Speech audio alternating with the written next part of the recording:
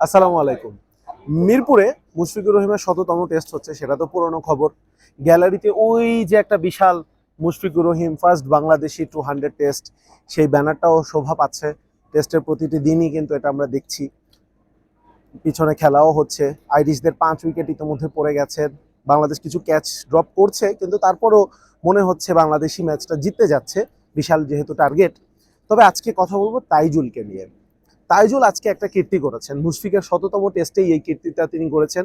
সেটা হচ্ছে বাংলাদেশের হয়ে টেস্টে সর্বোচ্চ উইকেটের মালিক তিনি বনে গেছেন। প্রথম ইনিংসে ৪ উইকেট নিয়ে সাকিবের ২৪৬কে ধরেছিলেন। আজকে দুটো উইকেট তিনি এখন পর্যন্ত পেয়ে ২৪৮-এ দাঁড়িয়ে রয়েছেন। একটা ক্যাচ ড্রপ হয়েছিল, ২৪৯ হতে পারত, এবং চাইবেন অন্তত তিনি এই টেস্টে দুটো উইকেট পেয়ে প্রথম বাংলাদেশি হিসেবে ২৫০ টেস্ট উইকেটের মাইলফলকে তিনি যেন পৌঁছে যান, সেটা হয়তোবা তিনি চাইবেন। আজকে তাইজুলকে নিয়ে কেন কথা বলছি, কারণ তাইজুলকে নিয়ে যখনই প্রসঙ্গ আসে তখনই একটা কথা বারবার শোনা যায় যে তাইজুল আসলে এই দেশের মাটিতেই ভালো খেলেন, বাইরে গিয়ে খুব ভালো খেলেন না। নাম্বার কি বলছে, নাম্বার কিন্তু তার থেকে খুব ব্যতিক্রম কিছু বলছে না। আমরা যদি সংখ্যার হিসেবটা করি, এই মুহূর্তে তার নাম্বারটা আমি লিখে রেখেছি। ওভারঅল মিরপুর এবং সব মানে দেশ এবং দেশের বাইরে সবকিছু মিলিয়ে ওভারঅল ৫৭টা ম্যাচ খেলেছেন তাইজুল এখন পর্যন্ত। এই ৫৭ নম্বর ম্যাচ চলছে আমার পেছনে। ২৪৮টা উইকেট পেয়েছেন এখন পর্যন্ত। ফোর্থ ডেতে থার্ড সেশনে খেলা হচ্ছে, সেকেন্ড টেস্টে। সো ২৪৮টা উইকেট পেয়েছেন। তার স্ট্রাইক রেটটা ৬১.১, অর্থাৎ প্রায় ১০ ওভার বল করে তিনি একটা উইকেট পান, এবং এক একটা উইকেটের জন্য তিনি ৩১ রানের মতো করে খরচ করেন, যেটা তার গড়। এবার যদি আমরা হোম ভেন্যুতে আসি, অর্থাৎ সেটা মিরপুর, চট্টগ্রাম, সিলেট সবকিছু মিলিয়ে বাংলাদেশের মাটিতে ৫৭টার মধ্যে ৩৮টা ম্যাচ তিনি কিন্তু দেশের মাটিতে খেলেছেন। ১৯২টা উইকেট পেয়েছেন, দুর্দান্ত রেকর্ড। স্ট্রাইক রেট কাছাকাছি, যেখানে অরিজিনালি তিনি ৬১.৭ প্রায় ১০ ওভার বল করেন, সেখানে ৯ ওভার ২ বল ৫৬.৭ এই মুহূর্তে হচ্ছে তার দেশের মাটিতে স্ট্রাইক রেট কাছাকাছি।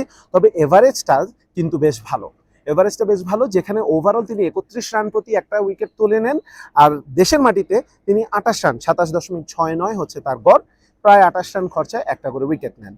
আবার যখন আমরা দেশের বাইরে চলে যাই, তাহলে কিন্তু অবস্থাটা ভালো না। সেই গড়টা গিয়ে থেকে ৪২.৬৯, অর্থাৎ এক একটা উইকেটের জন্য তিনি ৪০-এর বেশি রান খরচ করেন। এক একটা উইকেট পেতে প্রায় ১৩ ওভার তাকে বল করতে হয়, এবং ১৮টা ম্যাচ থেকে তিনি মাত্র ৫৬টা উইকেট পেয়েছেন দেশের বাইরে। সেটা যে কোনো দেশেই হোক, বাংলাদেশের বাইরে আমরা হিসেব করছি।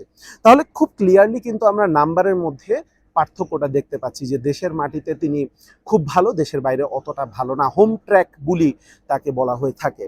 তো তাইজুলের পক্ষে যদি এখানে আমি একটা কথা বলি, যেটা আসলে আক্ষেপ করে মুশফিকের পক্ষেও বলছিলাম, যে মুশফিকের ১০০ টেস্ট খেলতে ২০ বছর লেগেছে, যেখানে এত বছর আসলে কারোরই লাগে না যারা রেগুলারলি টেস্ট খেলে সেই ধরনের কোনো দেশের কথা যদি বলি। তাইজুল প্রায় ১০-১২ বছর তো হয়ে গেল প্রায় তার টেস্ট ক্যারিয়ারের। তিনি দেশের বাইরে টেস্ট খেলেছেন মাত্র ১৮টা, মানে এই নাম্বারটা থেকে ২০টা টেস্টও কিন্তু হয়নি তার। দেশের বাইরে প্রপার টেস্ট খেলারই সুযোগ পাচ্ছেন না। দেশের ভিতরেও যদি চিন্তা করি, ৩৮টা টেস্ট হয় সেই ১৮টা বাদ দিলে। তো সব কিছু মিলিয়ে আসলে যিনি টেস্ট খেলারই খুব বেশি সুযোগ পাচ্ছেন না, তার জন্য তো রেগুলার একেবারে হাইয়েস্ট কোয়ালিটি মেনটেন করে পারফর্ম করাটাও কঠিন, তাই না? এই ব্যাপারটা চিন্তা করেই কিন্তু আমার কাছে মনে হয় যে সব মিলিয়ে ৫৭ ম্যাচে ২৪৮ উইকেট, একটু আগে তিনি তার আজকের ইনিংসের ৩ নম্বর উইকেটটা পেয়ে গেছেন, মানে এখন ২৪৯-এ তিনি দাঁড়িয়ে রয়েছেন। এই রেকর্ডটাকে এই জন্যই না আমরা ফেলে দিতে পারি না, এবং এই জন্য হয়তোবা আমরা তাইজুলকে ভক্তরা একটুখানি ফ্রাস্ট্রেশন থেকে বলেন, কারণ তার প্রতি প্রত্যাশাটাও রয়েছে যে তিনি পারবেন বাংলাদেশের হয়ে আরো ভালো করতে, সে প্রত্যাশা থেকেই বলেন। কিন্তু মূলত এই জায়গায় আমার কাছে মনে হয় যে আসলে এগিয়ে আসতে হবে বিসিবিকে। অন্তত নিজেদের থেকে নিচের র্যাঙ্কে যারা রয়েছেন, টেস্ট খেলে, যারা টেস্ট খেলার সুযোগের অপেক্ষায় থাকে, আয়ারল্যান্ড, আফগানিস্তান, জিম্বাবুয়ে ধরনের টিমগুলো, তাদের সাথে কি বাংলাদেশ পারে না যে একটু রেগুলার যখনই সিরিজ খেলুক, যে ৩ ম্যাচের একটা সিরিজ খেললাম, একটা পর্যায়ে হয়তো বা এটাও চিন্তা করতে পারে যে ৩ ম্যাচের মধ্যে একটা আমরা ডে নাইট টেস্ট খেলবো, তাহলেই তো আসলে কালচারটা বেটার হয় টেস্ট ক্রিকেটের কথা যদি আমরা বলি। তো সেই জায়গাটাতেই আসলে আক্ষেপের গল্পটা থেকেই যাচ্ছে এখনো। তো সেই আক্ষেপটা দূর করার জন্য একমাত্র ক্রিকেট বোর্ডই হয়তো বা এগিয়ে আসতে পারবে। ভিডিওটা যদি ভালো লাগে অবশ্যই বন্ধুদের সাথে শেয়ার করবেন, এবং আপনার মতামত কমেন্টে জানাতে ভুলবেন না।